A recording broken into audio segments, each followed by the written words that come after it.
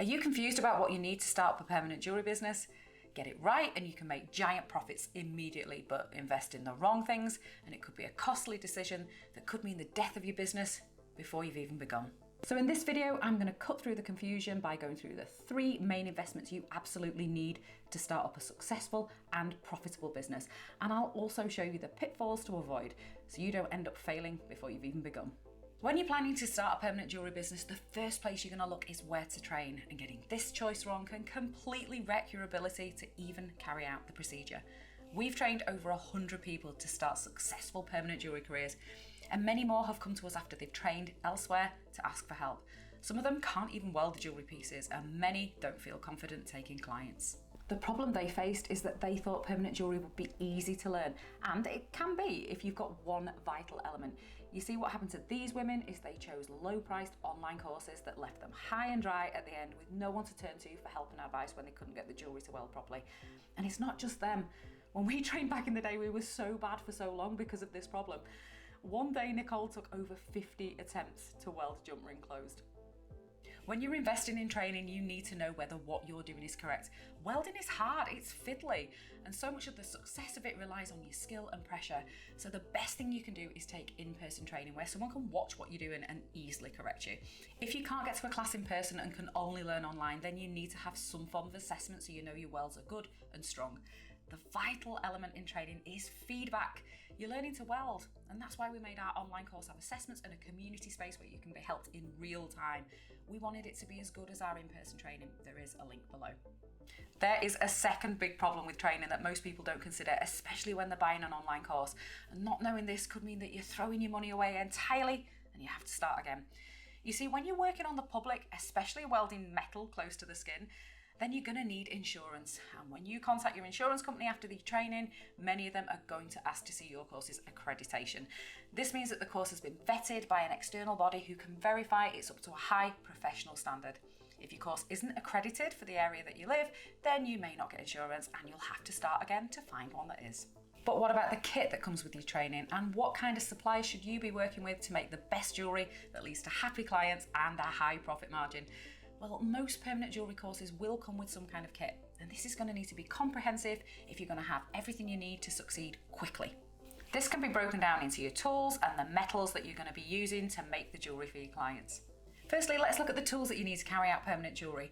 One of the biggest complaints people have about permanent jewellery is it's fiddly as. And in the early stages, you can be dropping things for what feels like 100 times in a row.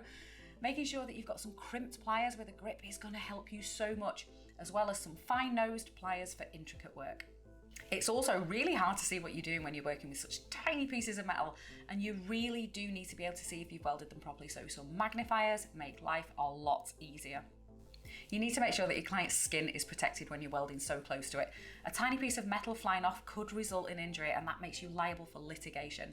Now, this can be protected against with a little leather patch like this, and it's also vital that you protect your client's eyes as well as your own, so protective glasses and some kind of screen for yourself are vital. As well as some kind of display, cutters for your chains, sharpening tools and a polishing tool, that is pretty much all you need, and this should be included in any high quality training. Now, this brings us to the chains you'll be using. What is good quality and what should you avoid? Sterling silver and solid gold are what's known as alloys, and they're a mix of pure silver and gold that goes the whole way through the chain. Sterling silver is widely used in permanent jewellery and is known to be a high quality chain to use. You also may have heard terms like solid gold, gold plated and gold filled, and not really understood the difference, but there is a huge difference in quality, and some will last you a lifetime and some will turn your client's wrist green in just a couple of weeks. So it's vital that you get this right and also know who you can trust.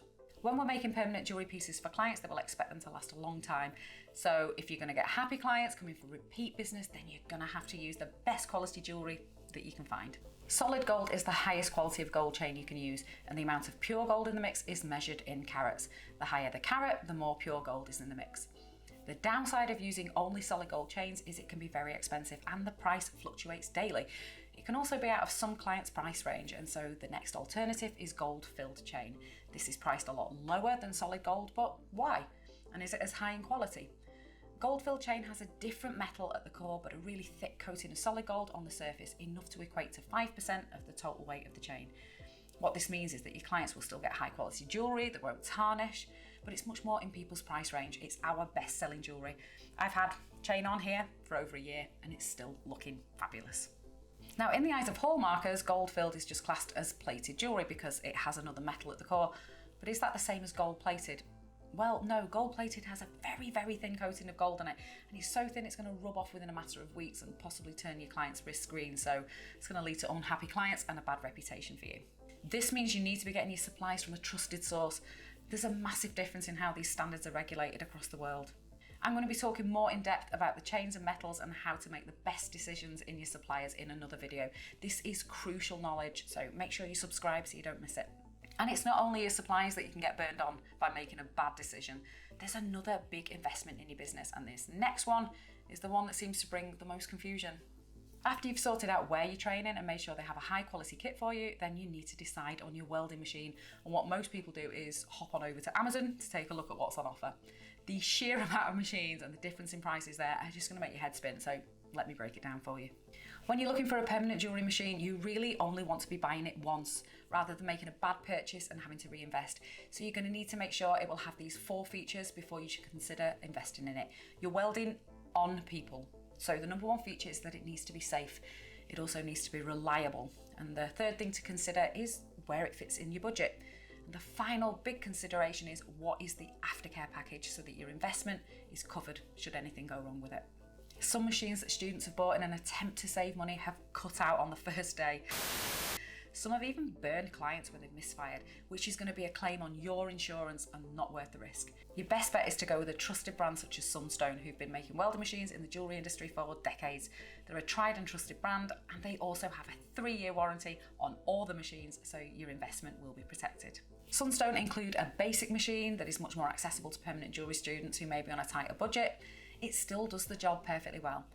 There's also their top of the range machine, the Orion M-Pulse, that has a glass touch screen and the world's most precise stylus, that's the pen bit that you weld with, and it's customizable too.